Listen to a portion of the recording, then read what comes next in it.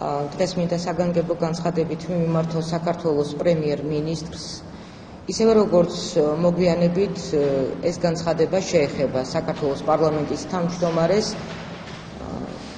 საქართველოს პრეზიდენტს და შესაბამისად საქართველოს პარლამენტის უმცირესობისა და უმრავლესობის შემადგენლობას და ამ განცხადებას ვაკეთებ როგორც საქართველოს პრეზიდენტობის კანდიდატი და უწინარეს ყოვლისა როგორც პროფესორი და მეცნიერი.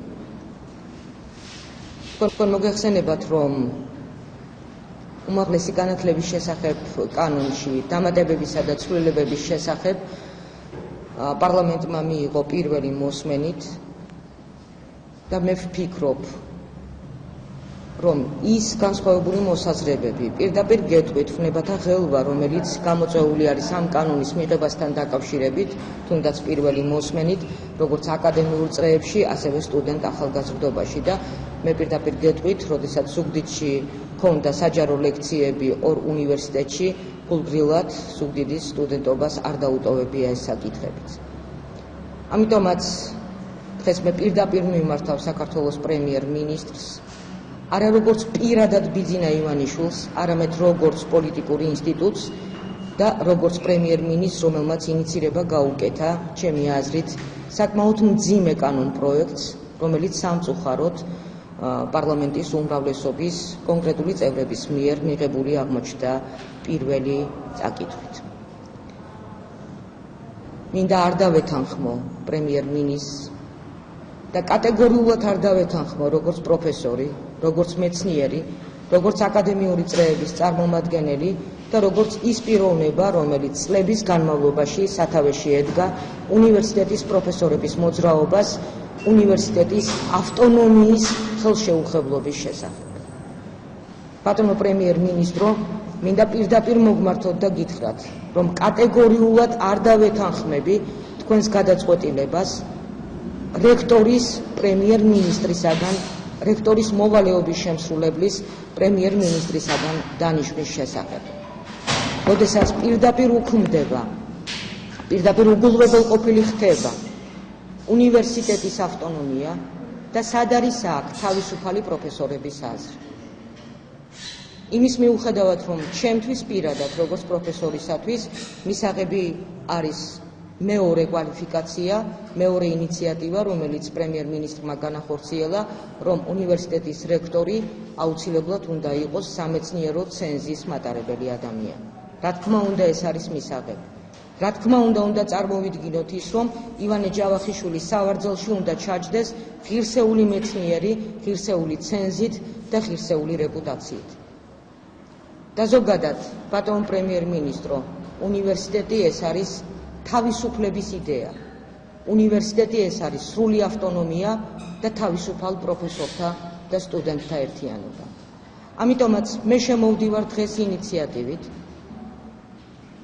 და მივმართავ როგორც პრემიერ-მინისტრს, ასევე საქართველოს პარლამენტს გადახედონ კანონ პროექტს, რომელიც პირველი მოსმენით არის მიღებული და ვთავაზობ ფორმულირებას, რომელსაც გავაჟღერებ თქვენს წინაშეც და დღეს იგი წერილობითი სახით შევა სახელმწიფო კანცელარიაში საკუთრივ პრემიერ-მინისტრის სახელზე. რომ გადაიხედოს არსებული ფორმულა პრემიერ-მინისტრისაგან რექტორის მოვალეობის შემსრულებლის დანიშვნასთან დაკავშირებით და შემოვდივარ შემდეგი ალტერნატივით. ჩაიწეროს ახალი დეფინიცია, რომ საჯარო სამართლის იურიდიული პირების სახელმწიფო უნივერსიტეტების რექტორები არჩეულ იქნან თავისუფალი პროფესურის კორპუსის მიერ, მათში შემავალი სრული, ასოცირებული და ასისტენტ პროფესორების მიერ პირდაპირი არჩევნების გზით, რითაც შენარჩუნებული იქნება დემოკრატიული არჩევნების წესი, შენარჩუნებული იქნება უნივერსიტეტების ავტონომია და რაც ყველაზე მთავარია, ეს იქნება უკვე უნივერსიტეტები იდეა თავისუფლებისა, დამოუკიდებლობისა და ნამდვილად სასწავლო სამეცნიერო დაწესებულებისა. მეორეს მხრივ, უკაცრავად, პრემიერ-მინისტრმა არ უნდა გადაწყვიტოს ჩვენი თანამემამულეების, უცხოეთში მცხოვრები ჩვენი თანამემამულეების და მაღალი მიღწევების მეცნიერების სურვილი ჩამოვიდნენ საქართველოში და სათავეში ჩაუდგნენ სახელმწიფო უნივერსიტეტებს. მათთვისაც ეს შესაძლებელი უნდა გახდეს ხელმისაწვდომი როგორც შესაძლებლობა და მათი პროფესიული დონე, კონტაქტები გამოყენებული იქნას ქართული უნივერსიტეტების სამომავლოდ. კიდევ ერთი მინდა დავამატო ამას და მივმართო პარლამენტის უმრავლესობას. გთხოვთ მოიწვიეთ უმრავლესობის ხდომა, გადახედეთ თქვენს მიერ მიღებულ კანონპროექტს პირველი მოსმენით და ივანე კიღურაძის, ბატონი ვანო კიღურაძის, რომელიც გახლავთ კოლეგა და საკმაოდ პატივსაცემი ადამიანი აკადემიურ წრეებში, მინდა პირდაპირ მიმართვა აქედანაც გაუგზავნო. თქვენი ფრაზა, რომ თქვენ ენდობით პრემიერ-მინისტრს სრულიადაც არ არის საკმარისი უნივერსიტეტების ავტონომიისა და თავისუფლებისათვის. ენდეთ პრემიერ-მინისტრს როგორც მეგობარს და კოლეგას, მაგრამ პრემიერ-მინისტრი არ არის მხოლოდ ბიძინა ივანიშვილი. საქართველოს პრემიერ-მინისტრი არის პოლიტიკური ინსტიტუცია და კატეგორიულად წინააღმდეგი ვარ პირადად მე როგორც პროფესორი, რომ პოლიტიკური კომისრების გაგზავნა დაიწყოს სახელმწიფო უნივერსიტეტებში და უნივერსიტეტები გახდეს პოლიტიკური რეზერვების, რესურსების და პლაცდარმების ინსტიტუტები. მე შევახსენებ ბიძინა ივანიშვილს, რომ თბილისის სახელმწიფო უნივერსიტეტი, რომელიც გახლავთ დედა უნივერსიტეტი, თბილისის სახელმწიფო უნივერსიტეტი საქართველოს დამოუკიდებლობის დამფუძნებელმა მამებმა დააარსეს და საფუძველი ჩაუყარეს სწორედ 1918 წლის 26 მაისამდე, ანუ საქართველოს დამოუკიდებლობამდე და იგი აქციეს როგორც დამოუკიდებლობისა და თავისუფლების სიმბოლო. ამდენად დამოუკიდებლობისა და თავისუფლების სიმბოლო იდეა უნივერსიტეტი დღეს აღარ უნდა გახდეს არავითარ შემთხვევაში პოლიტიკური კომისრების გამწესების ადგილად და მე ვპირდები საზოგადოებას. სტუდენტი ახალგაზრდობის მოძრაობას ავტონომიის, თავისუფლებისა და დამოუკიდებლობისათვის მე ნესტან კირთაძე ჩაუდგები სათავეში და არავითარ შემთხვევაში არ განვახორციელებიებთ ვინც უნდა იყოს იგი პოლიტიკურ ჩარევას სახელმწიფო უნივერსიტეტებში.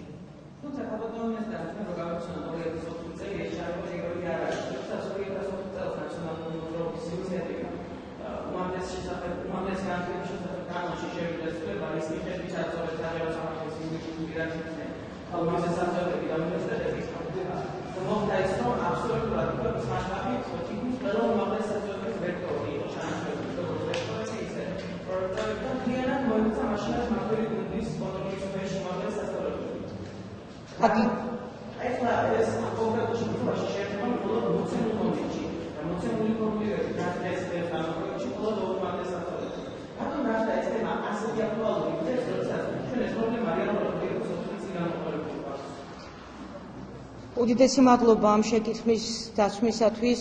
ორი მთავარი მიმართულებით, ჯერ ერთი თქვენ მე მომეცით საბაბი შევახსენო მთელ საქართველოს, ვინც ახლა გვისმენს და მოგვისმენს, რომ სწორედ საქართველოს პრეზიდენტის მაშინდელმა გადაწყვეტილებამ გააპროტესტა პირადად ჩემგან და დაიწყო თბილისის სახელმწიფო უნივერსიტეტში პირველი წინააღმდეგობის მოძრაობა, რომელსაც ჰქონდა ერთი გამაერთიანებელი სლოგანი: დაიცავით უნივერსიტეტი, დაიცავით საქართველო.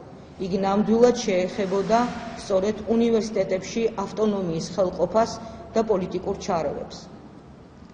2 წლის მანძილზე მე და ჩემი მეგობრები, კოლეგები ვიცავდით უნივერსიტეტის ავტონომიას, მის დამოუკიდებლობას და უფრო მეტიც 2006 წლის გაზაფხულზე მინდა შეგახსენოთ, რომ სწორედ თბილისის სახელმწიფო უნივერსიტეტმა ხელახლა გამოაცხადა ავტონომია, აირჩია ახალი საბჭო და როდესაც იგი უნდა შედგომოდა თავისუფალი და დამოუკიდებელი უნივერსიტეტის ცხოვრებას, შავი პოლკოვნიკების ხანა მოაწყო მაშინდელმა ხელისუფლებამ და თქვენ გახსოვთ, უნივერსიტეტის შენობაში შემოვიდა ყველა ფერის, ყველა ზომის, ყველა კოდის პოლიციური შენაერთები და პრაქტიკულად ავტონომია გამოცხადებული უნივერსიტეტის პროფესურა ჯერ ჩაკეტილი და ჩარაზული აღმოჩნდა უნივერსიტეტის შენობაში, როდესაც პროფესორებს წყალსაც კი არ აწოდებდნენ და მეორეს მხრივ სამწუხაროდ ჩვენი მებრძოლი პროფესურის რაღაც ნაწილმა ვერ გაუძლო ზეწოლას და პრაქტიკულად გამოცხადებული ავტონომია ასევე ჩააბარა პოლიტიკურ სისტემას. რა განსხვავებაა და რა მსგავსებაა დღეს? მოქმედი კანონმდებლობის მიხედვით, თუ კი უნივერსიტეტის მოვალეობის შემსრულებელს აქამდე ნიშნავდა საქართველოს პრეზიდენტი, ზუსტად იგივე პრაქტიკით დღეს რექტორის მოვალეობის შემსრულებლის დამნიშნულად გამოდის საქართველოს პრემიერ-მინისტრი.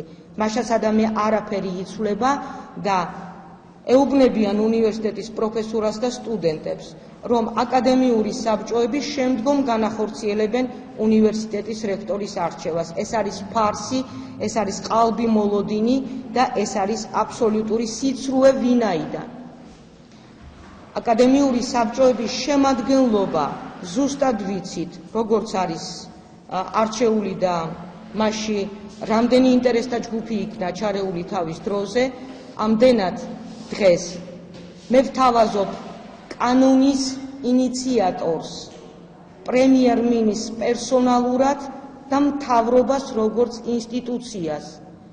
გადახედონ ამ კანონ პროექტს, რომელიც მიღებულია პირველი მოსმენით და შეიტანონ ახალი ფორმულირება, რომ უნივერსიტეტების რექტორები საჯარო სამართლის იურიდიული პირების პირველი პირები არჩეული იქნან პირდაპირი კენჭისყრით, მხოლოდ და მხოლოდ თავისუფალ პროფესორთა კორპუსის მიხედვით.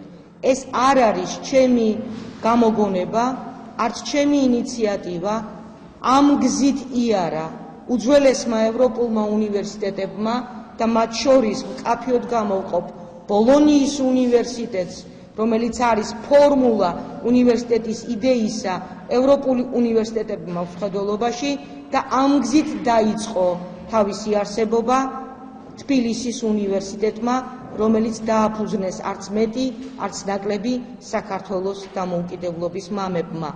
ამიტომაც ჩემი ინიციატივა, როგორც პროფესორ ნესტან კირთაძის ინიციატივა, ვისაც უნდა ეს მიიღოს როგორც პრეზიდენტობის კანდიდატის ინიციატივა, არის აბსოლუტურად ალტერნატიული წინადადება, რომელიც მოხსნის ერთის მხრივ იმ ვნებათა ღელვას, რომელიც წარმოშობს, რა თქმა უნდა, ამ საკითხების გამო და მეორეს მხრივ იგი არ ემსახურება არც ერთი პოლიტიკური ბანაკისადმი ენის მოჩლექვას.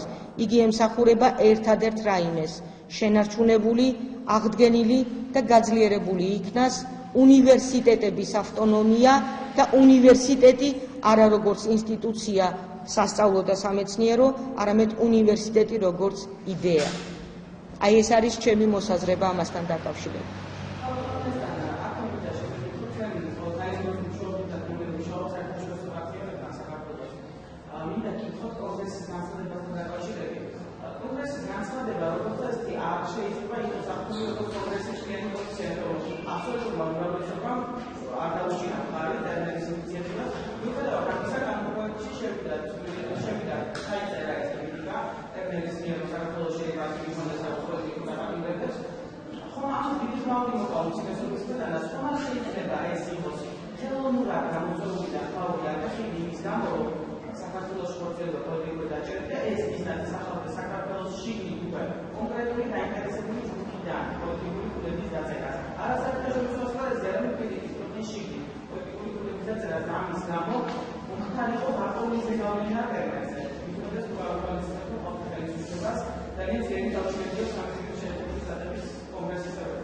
იცით რა, საქართველოში იქმნება რაღაცა ტიპის პრაქტიკა, როდესაც ავტორიტეტებად ვაქცევთ ხოლმე კონკრეტულ პოლიტიკურ გვარებს, სახელებს და ასე შემდეგ. თქვენ ბრძანეთ, რომ მე მაქვს საერთაშორისო ურთიერთობები და ეს არის უმაღლესი პოლიტიკური საერთაშორისო ურთიერთობები და მე პირდაპირ გეტყვით, რომ საქართველო, მისი ხელისუფლება და მისი პოლიტიკური ისტაბლიშმენტი უკვე უნდა მიეჩვიოს, რომ დასავლეთი ურთიერთობს ინსტიტუციურად, პიროვნული ფაქტორები გამორიცხული არ არის, მაგრამ ყველაზე მთავარია ინსტიტუციური ურთიერთობები. როდესაც ჩვენ ვსაუბრობთ კონგრესის განცხადებაზე, დავაზუსტოთ, რომ ეს არის არამთლიანად კონგრესის, როგორც თქვენ შენიშნეთ, არამედ ამერიკის კონგრესის საგარეო ურთიერთობათა კომიტეტის კონგრესმენთა განცხადება, თუმცა ეს არის უკვე ტონის მიმცემი იმ ტენდენციების შესახებ, როგორ ესმით ჩვენს ამერიკელ მოკავშირეებს საქართველოში შექმნილი პოლიტიკური ვითარება. მე პირდაპირ გეტყვით, რომ თუ კი საქართველოს პრემიერ-მინისტრი პარლამენტთან ერთად არ გადახედავს საგარეო საქმეთა სამინისტროს როგორც ინსტიტუციის ფუნქციონირებას, არ გადახედავს საგარეო საქმეთა მინისტრის როგორც სრულიად არაპროფესიონალი დიპლომატის ფუნქციონირებას, ძალიან დიდი ხნის განმავლობაში მოუწევთ ამ ტიპის რეჟიმში მათ მუშაობა, როდესაც ჩვენი დასავლელი მოკავშირეები საუბრობენ სრულიად სხვა ტენდენციებზე და ქართველი პოლიტიკოსები შემოიფარგლებიან მხოლოდ და მხოლოდ კომენტარებით.